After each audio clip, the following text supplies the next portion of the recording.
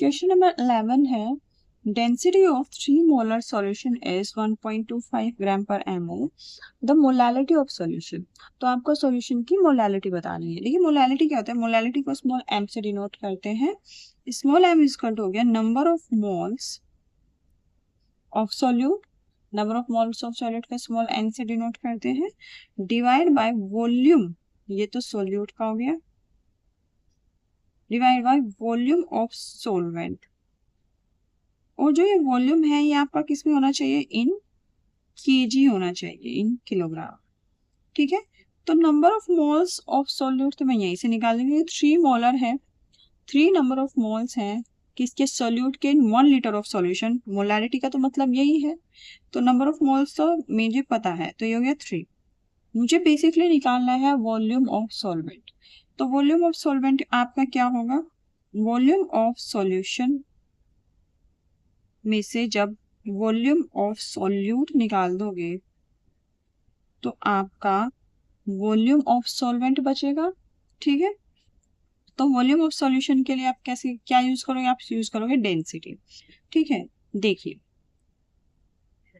अब देखिए डेंसिटी आपकी 1.25 ग्राम पर ml।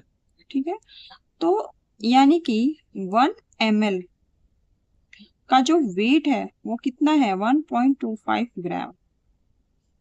ठीक है, तो 1000 ml का कितना होगा, 1000 ml का कितना होगा, इसको 1000 से मल्टीप्लाई कर देंगे, यानी 1250 ग्राम। ये जो मेरा मास आया, ये मेरा मास आया सॉल्यूशन का। ठीक है, ये जो मेरा मास है ये सॉल्यूशन का आया, लेकिन मुझे चाहिए किसका, मुझे चाहिए सॉल्वेंट का। तो सॉल्यूशन का मास आया मेरा, ठीक है, और मुझे चाहिए सॉल्वेंट का, तो यहाँ पे मैं लिख सकती हूँ 3 डिवाइड बाय सॉल्यूशन का तो हो गया 1250 ग्राम माइनस वॉल्यूम ऑफ सॉल्वेंट। कैसे निकालेंगे आप, सोल्यूट कैसे निकालेंगे, सोल्यूट के लिए आपके क्या होगा, अगर सोल्यूट का मास चाहिए तो आपको पता है मास होता है number of moles into molar mass. Number of moles कितने हैं, 3, और मोलर मास कितना होता है NaCl का, NaCl का मोलर मास होता है 58.44। तो ये आपका टोटल आ जाएगा आपका 175.32 ग्राम। तो यहाँ पे लिख देंगे 175.32 ग्राम। तो ये इक्वल टू आ जाएगा 3 डिवाइड बाय 1250 में से ये जब सब्ट्रैक्ट करेंगे तो आपकी वैल्यू आएगी 1074.68 ग्राम। लेकिन मुझे ग्राम में नहीं चाहिए, मुझे किस में चाहिए, केजी में। तो ये आपका हो जाएगा 3 डिवाइड बाय 1074.68। इस ग्राम को अगर मेरे केजी में करना है तो मैं इसको डिवाइड करूँ किससे, 1000 से, इसको मैं डिवाइड करूँ किससे, 1000 से। ठीक है, 1000 से डिवाइड करूँ तो केजी में आ जाएगा। अगर मैं इसको 1000 से डिवाइड करूंगी तो ये किस में आ जाएगा, ये अब आ जाएगा आपका केजी में। ठीक है, जब 1000 से डिवाइड करूंगी 1 2 3 तो 3 जो आपका ये पॉइंट है 3 प्लेसेस इधर हो जाएगा, तो ये हो जाएगा 3 डिवाइड बाय 1.07468। वैसे तो 1.07 तक इनफ है इतना। ठीक है, जब आप इसको सोल्व करोगे इसकी वैल्यू आएगी 2.79। तो आपकी मोलैलिटी की वैल्यू आएगी 2.79, जो बिल्कुल करेक्ट जा रही है ऑप्शन नंबर 4 के साथ।